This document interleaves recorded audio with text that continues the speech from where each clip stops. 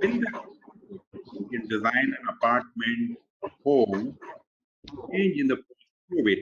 The current trend adopted by many corporates across the country or globally is work from home, what Manoj was saying. Is it not a good idea to introduce an office room in a flat or a room isolated rent like a clubhouse or apartment? This will be a huge benefit to environment. So working from home and balancing work life, spending quality time with the family at the same time, deliver the work what corporation required. Traffic can be managed very effectively, less air pollution, and even managing individual stress is more prevailing at this time. Better productivity. Not going to be win-win when we create these kind of built environment in the future. Um, yes, definitely. As Mr. Manoj mentioned, work from home is here to stay because we're all realizing the advantages and the benefits of it. And I feel the benefits are not only for us, but also for the environment. So yeah, suddenly, personally, I've been cramped. I live in an urban apartment. So now, I used to look forward to just getting out to go to office so I could be outside. And outside, being in the open was when I was the most creative.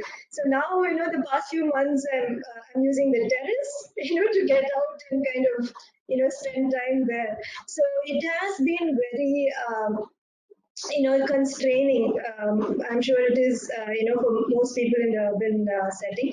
So yes, and I think we should look, since this is going to stay, we should look for towards the home being a sanctuary for us, right? I mean, we should make it as comfortable, as we would like it to be.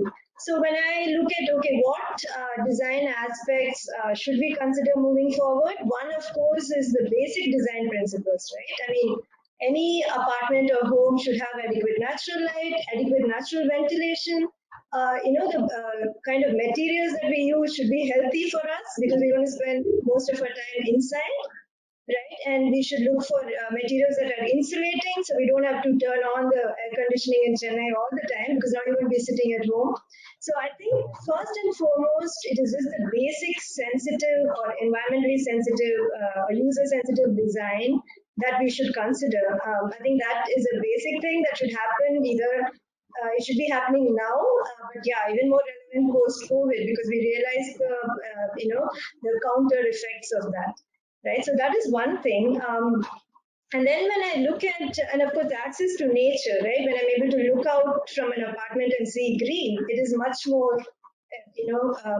relieving, right? You're just like looking out and getting a sense of the outside world. So that I think even a visual access to nature is good for us. Looking at it spatially, can anything change? Yeah, like I think people should start looking at the home office, right, which is comfortable and also which is equipped with all the gadgets or the technology that's needed. So that setting and also maybe given access to this home office from outside the home or from like a central foyer.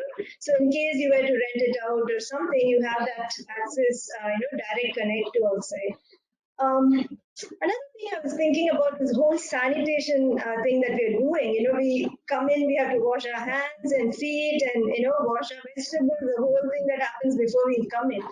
So, and then this brought me back to like the traditional design element, which is a thin line, right? In our tradition, the thin line was a space, if you know, that was used as a transition space.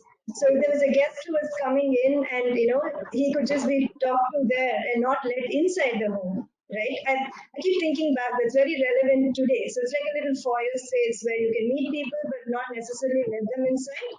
And also, we used to have a tub of water in the thin ice. So the occupants who come in would wash their hands and feet before stepping into the home. So that was, very interesting to think back. So can we consider something like this, in every home or an apartment having a transition space? How we do it it's easier to do in an independent home. In an apartment, we need to think of a small foyer. Where it becomes a transition, like I said, maybe a small wash area there. or like just to entertain guests, like a foyer kind of a space. Because I see most apartments, now there'll just be a corridor and then bang your door, right? And there's just no transition. So that is one of the changes I feel could, be thought about. And yeah, just a comfortable space for people to work in. So I think those are the two things that, in terms of the space itself, which I feel would, as a lesson from this pandemic. Yeah. Thank you. Thank you, Anupama.